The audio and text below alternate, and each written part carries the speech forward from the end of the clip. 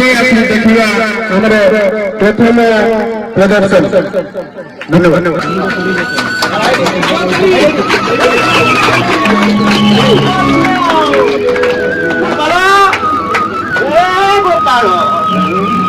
गोपाल अरे किए राम अरे बाहर रही बड़ी कहीं छाड़ी रे भीतर को आसमु हां जाऊची रोहित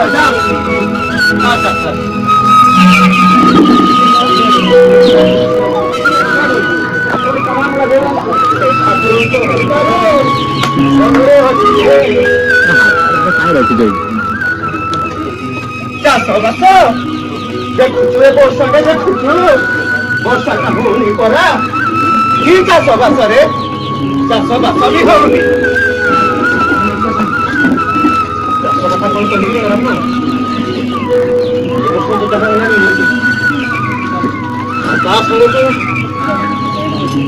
उच्च शिक्षित झील बाहर कौन कर भाविला बेलू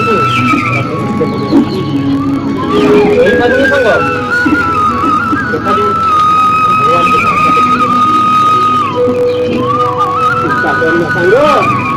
ठाकुर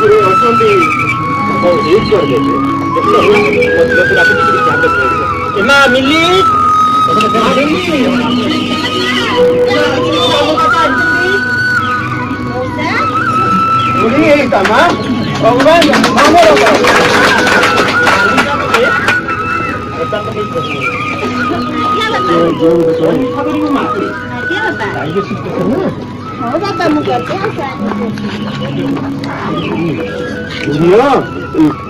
अरे तो झीटा देखु बयस होगला परा बाहाघरटे करदे ता सांगरे पुणी तोर पुओटे अच्छी उच्च शिक्षित पिलाटा से पिलार बाहाघरटे करदे तो मुंडरू चिंता जीवरे केमिति करिवि सांग सबरे पूरा अर्थबाधक जीवन जाक मोटी लगी लगी जीवन को माटी करी करी पुओटा को उच्च शिक्षित करी आउ यदि पाखे समर्थ था तो 1,00,000 टंका देकरी चाकरी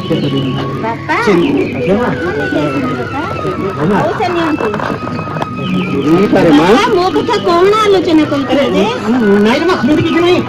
खाली राम काका पचारे झील बाहर करूनी कि मुझे कहली ना सांग मुझे अपेक्षा ना बापा भाई मोर उच्च शिक्षित सीटी ट्रेनिंग देइची कोथिला पोस्टिंग बाहरले चाकरी पाइबो सी जते बेले चाकरी करिवो सरकारी दरमा पाइबो मु सेते बेले जाई बाहाइबी बापा आपण मो चिंता आबे करंतुनी भाई जते बेले चाकरी करिवो मु सेते बेले जाई बाहाइबी बापा चिंता करना रे कालिया ठाकुर अच्छी निश्चय तोर किछिटे करिवो मारे तो चाटा भारी मोल होइछ रे मा हल्दी मारंदु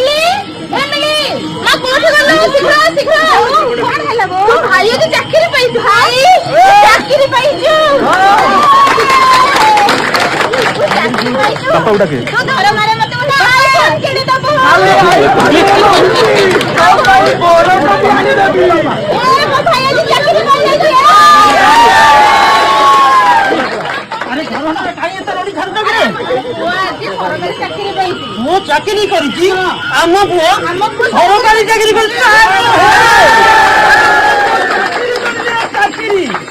अरे कौटी पुओ चाकरी कर चाकरी कोरापुट बापा कोरापुट सरकारी चाकरी कोरापुट गोटे दिन नदेखिले मोर आखि है केमती हो जाऊे तो एत बाटे जाकि कुआड़े जाकि रहू तो केमती देखी कौन करी लो बहु 4 ବର୍ଷ ଟ୍ରେନିଂ ସରିଲା ପରେ 4 ବର୍ଷ ବେକାର ହେଇ ବୁଲିଛି। ଆଉ ଯଦି ଏଇ ଚାକିରିଟେ ନ କରିବି ତେବେ ତମ ଦି ଜଣଙ୍କ ପେଟ ପୋଷିବି କେମିତି? ସୁମିତ ବାପା ଆଉ ସେ ଶୁଣିଲ? ମିଲିର ବାହାଘର କେମିତି ହବ? ସୁମିତ ବାପା ଶୁଣିଲ? ଆମ ପୁଅ ଯାଇ କୋରାପୁଟରେ ଚାକିରି କରିବ। ଆରେ ଗୋଟେ ମିନିଟ ରୁହ। ଆରେ ପୁଅ ଦରମା କେତେ? ବାପା ଦରମା କଥା ଆଉ କୁହନା ବାପା। ଦରମା ମାତ୍ର 6500। 6500 ଟଙ୍କା ଦରମା। ତୁ ବାପ ମା ଦିଟାକୁ ଖାଇବାକୁ ଦବୁ, ପୁଣି ତୁ ସେଠି ରହିବୁ କେମିତି? ଖାଇବୁ କେମିତି ପୁଅ? ତମେ ଆଦୁ ବ୍ୟସ୍ତ ହୁଅ ନାହିଁ ବାପା। ମୁଁ ଯେମିତି ଓଳିଏ ଖାଇ ଓଳିଏ ଉପାସ ରହିବି ସିନା, ଯୋଉ ପ୍ରକାର ପଇସା ସଞ୍ଚୟ କରି ତମ ଦି ଜଣଙ୍କ ପେଟ ପୋଷିବି ଆଉ ଭଉଣୀଟିର ବାହାଘରଟେ କରିବି।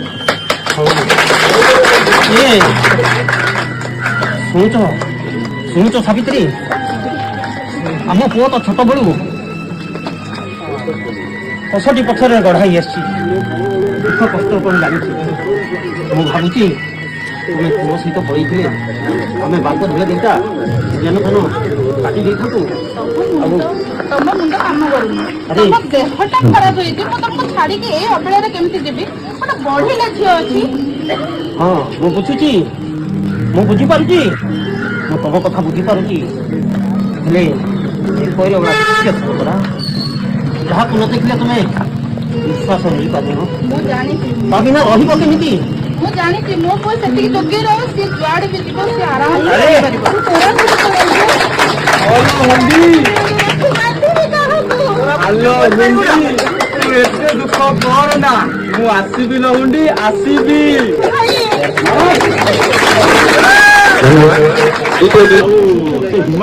ପାଖରେ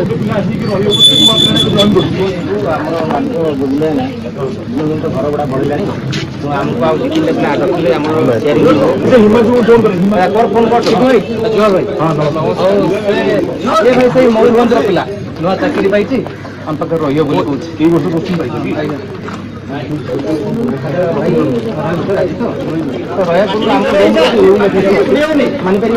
ହଁ ସବୁ ମାନିବି। ଆଚ୍ଛା ଆମ ରୁମ୍ ରହିଗଲେ ଝାଡୁ କରିବାକୁ ପଡିବ, ରୋଷେଇ କରିବାକୁ ପଡିବ, ଆଉ ଠିକ ସମୟ ସବୁ ଜିନିଷ ଅପଡେଟ୍ ରହିବାକୁ ପଡିବ। ଆପଣ ମାନେ କିଛି ବ୍ୟସ୍ତ ହୁଅନ୍ତୁ, ତାହେଲେ ସବୁ ଠିକ କାମ ଅଛି, କରିବି। ଠିକ ଅଛି।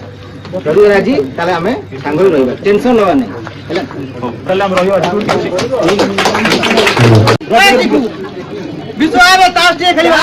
ଚାକିରିର 3-4 ମାସ ପରେ ସେ ଶିକ୍ଷକର ବ୍ୟବସ୍ଥା ଆପଣମାନେ ଦେଖନ୍ତୁ।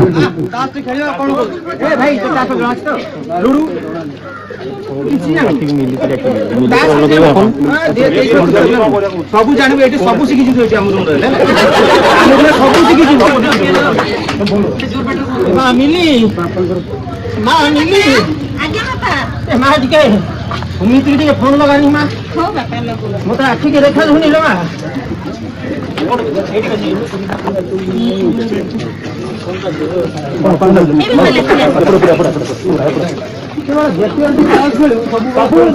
ନମସ୍କାର। ବାପା ନମସ୍କାର, ଭଗବାନ ତୋର ମଙ୍ଗଳ କରନ୍ତି ରେ ପୁଅ। କେମିତି ଅଛୁ ବାପା? ମୁଁ ଭଲରେ ଅଛି ବାପା। ଆଉ ବୋଉର ଦେହ କେମିତି ଅଛି? ଆରେ ନାଇଁ ରେ, ବିଧିର ବିଧାନଟା ଟିକେ ଅଲଗା। ତ ବୋହୁର ସ୍ୱାସ୍ଥ୍ୟଟା ଦିନକୁ ଦିନ ବିଗିଡ଼ିବାରେ ଲାଗିଛି ରେ। ଭାବୁଥିଲି କିଛି ପଇସା ପଠେଇଥାନ୍ତୁ, ଆଉ ମିଲିର ବାହାଘର ପ୍ରସ୍ତାବ ବି ଲାଗିଛି। ଭାବୁଥିଲି ତୋର ବି ଗୋଟେ ପ୍ରସ୍ତାବ ଆସିଛି, ଭଲ ପ୍ରସ୍ତାବଟାରେ ପୁଅ। ଭାବୁଥିଲି ଭାଇ ଭଉଣୀର କାମ ସାରି ଦେଇଥାନ୍ତି, ଆଉ ମୁଁ ଶାନ୍ତିରେ ନିଶ୍ୱାସ ମାରିଥାନ୍ତି ରେ ପୁଅ। ଏଇ 6500 ଟଙ୍କାରେ ଏକା ବେଳକୁ 2ଟା ବାହାଘର କେମିତି ସମ୍ଭବ ହବ ବାପା? 6500 ଟଙ୍କା ଦରମା, ହେଲେ ଗରିବ ଖଟିଖିଆ ବାପଟା ଗରିବ କଣ? ହଉ ବାପା ଆପଣ ବ୍ୟସ୍ତ ହୁଅନ୍ତୁ, ମୁଁ କଣ ଗୋଟେ ବ୍ୟବସ୍ଥା କରୁଛି। ରହୁଛୁ ବାପା, ତୋ ଉପରେ ମୁଁ ଭରସା କରୁଛି। ରହିଲି ବାପା। ଫୋନ ସଇଲେ ତୋର ହଁ ସାର୍। ଶୁଣୁ, ପକୁଡ଼ି ଯାଇଥାନ୍ତି ଚା ଦେଇ କଣ ଦେଖାଉଛି ମୋଟେ କଣ ଗୋଟେ ଅସୁବିଧା ହେଇଯାଇଛି। କଣ ଅଛି ଆମ ଭଉଣୀ ପାଇଁ ଗୋଟେ ବାହାଘର ପ୍ରସ୍ତାବ ଆସିଛି, କିନ୍ତୁ ମୋ ପାଖରେ ଏବେ ପଇସା ପତ୍ର କିଛି ନଥିବାରୁ ମୁଁ ତା ବାହାଘର କେମିତି କରିବି ସେ ଟେନସନରେ ରହିଛି। ଆରେ ଏଇ କଥା ଆମେ ପୁଣି ଅଛୁ ନା ନାଇଁ? ଆମେ ପୁଣି ତୋର ଭାଇ ଭଳିଆ ନା ନାଇଁ? ଆମେ ତ କିଛି ସାହାଯ୍ୟ କରିବୁ ନା ତୋତେ। କିଛି ସାହାଯ୍ୟ କରିଥିଲେ ଭଲ। ଆରେ ହାତ ଯୋଡୁଛୁ କଣ ତୁ କିରେ? ଆମେ ପରା ଭାଇ ଭାଇ, କାଇଁ ବ୍ୟସ୍ତ ହଉଛୁ ତୁ? ଆମେ କରିବା। ନାଇଁ ଭାଇ, ମୋ ଘରଠୁ 50 ଟଙ୍କା ମୁଁ ତ ଦଉଛି, ନେଇଯିବୁ ହେଲା।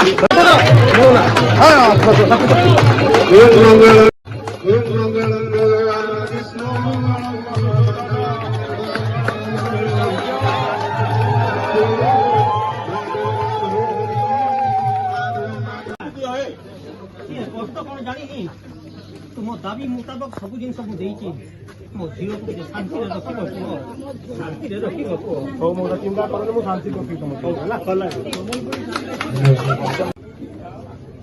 कोडे जाई मोर फुलियो परे मोर कोउडी बुलुछु कोउडी कुआडे भूल कहलु तो कहिछ हम बारंबार घर टेंशन होला हम माने अटकी जे बुझाउछ करी काय बस टेंशन कोन सरुछि गोटे टेंशन कले आ गोटे टेंशन आगे अरे तमरो जा हमरो से तोर 6500 को हमरो 6500 असुविधा कोन होछि कहूनु मां सिप्रा मां के फोन लगानी पुओ को ଆଜ୍ଞା କଣ ଲାଗି मत बुढ़ा लोक माँ देखा जाऊनी आखि की टिफिन कथा भी पुओ ଆଜ୍ଞା हेलो ବାପା ମାଙ୍କ ଦେହ ଖରାପ ତ ବାପା କଥା ହେବେନି ଆଉ ଫୋନ ଦଉଛି हेलो बापा नमस्कार नमस्कार अरे बापा तो माँ देहटा टे बिगड़ी जाइए रे कौन है कौन अरे कौन कहबी तार जमी डायबिटीज बढ़ी जाइए बीपी लो हो जाइए मेडिकल में आडमिट करते देखा व्याकुल हो व्यस्त होते बापा आसी जाइए अरे तुम पुओ सुमित फोन कर हेलो बोऊ देहटा पूरा भल नहीं बोऊ तो कौन है बोऊ हाँ बोऊ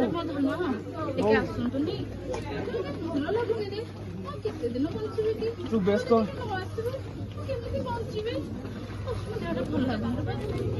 ना बोऊ मु काली जाई पहुंचबो अरे सुमित बापा बापा तू चेष्टा कर आउ किसी पैसा नहीं के आसू पुओ कहीं मो पाखे किसी पैसा पत्र किसी नहीं पुओ हाँ बापा तू सत चेष्टा कर आसिक पहुंचा आज्ञा कहीं मत किसी अलग अलग लगुच आज्ञा रखिली पुओ हाँ जाई पहुंच पुणी प्रोब्लेम गोटे असुविधा जाऊँ जो आउ गोटे असुविधा पुणी असुविधा बोऊर देह भीषण खराब मत जमी हेल्ले काली जाई घरे पहुंचा पड़े और आम बो जीवा पाइब पर हाथ में गोटे फुटी कौड़ी ना ठीक अच्छे भाई 6500 टंकार 5000 टंका तो देदेवी तू नहीं मु भी तोते किछि देइ तू आज जिम बाहरी जा होला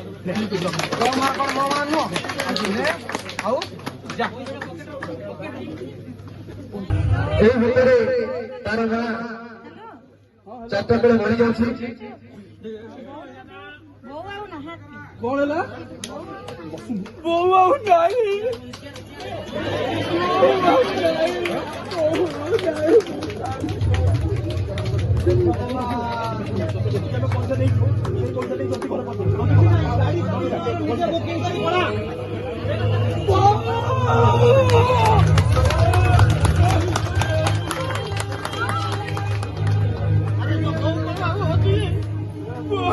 हम उसी लोग भाई तो उनका को चढ़े चली जाइए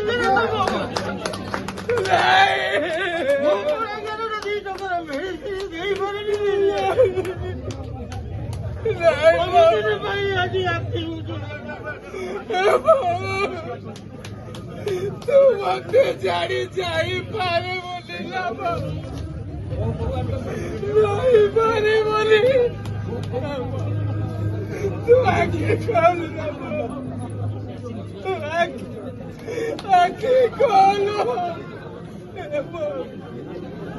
देखे पुआनी चाकरी करिछि तुम्हारा कौतलु पुआनी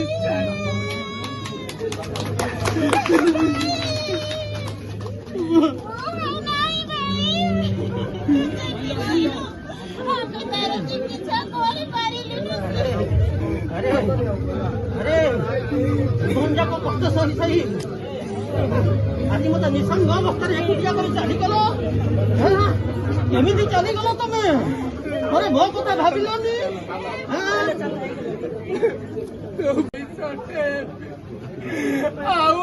बिल्लीर बाघर करी आज से बाघर सरी जाइले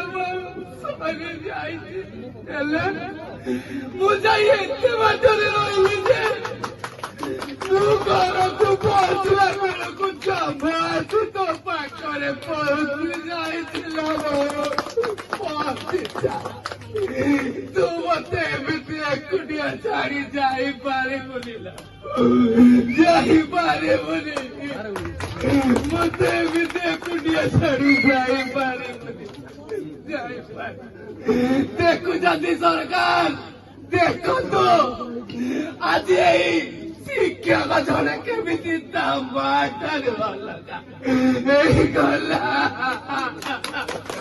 କେବଳ ଏଇ କିଛି ଚପା ମୁଦ୍ରା ପାଇଁ ମୁଁ ଆଜି ଭବକୁ ଭଲ କରିପାରିଲିନି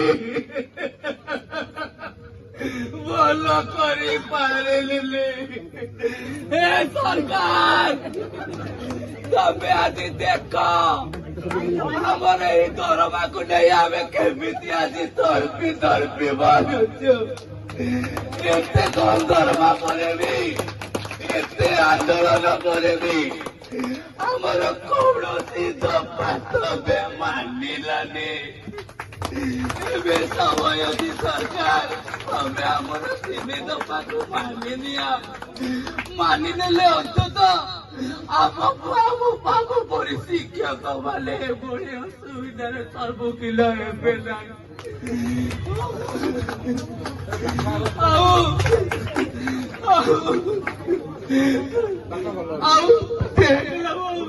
ମୁଁ ଚାକିରି କରିବାକୁ ଯାଇଥିଲି କିନ୍ତୁ ଅନ୍ତିମ ସଂସ୍କାର କରିବା ପାଇଁ ମୋ ପକେଟରେ ମୁଠି କଉଡ଼ିଟେ ନାହିଁ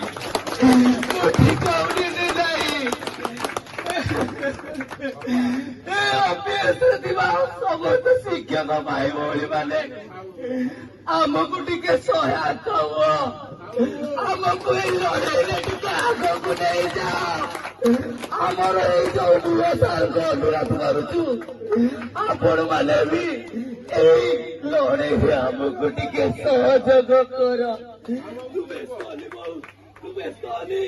ତାର ଅନ୍ତିମ ସଂସ୍କାର ମୁଁ ଏଇଠି ଭିକ ମାଗିକି କରିବି ଭିକ ମାଗିକି କରିବି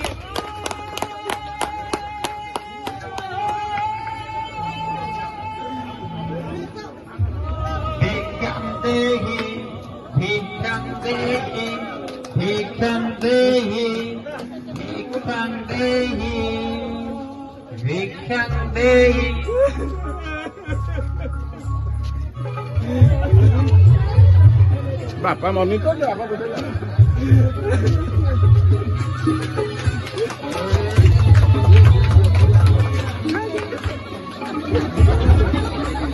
ବାପା ଖାଇବା ବସିଲେ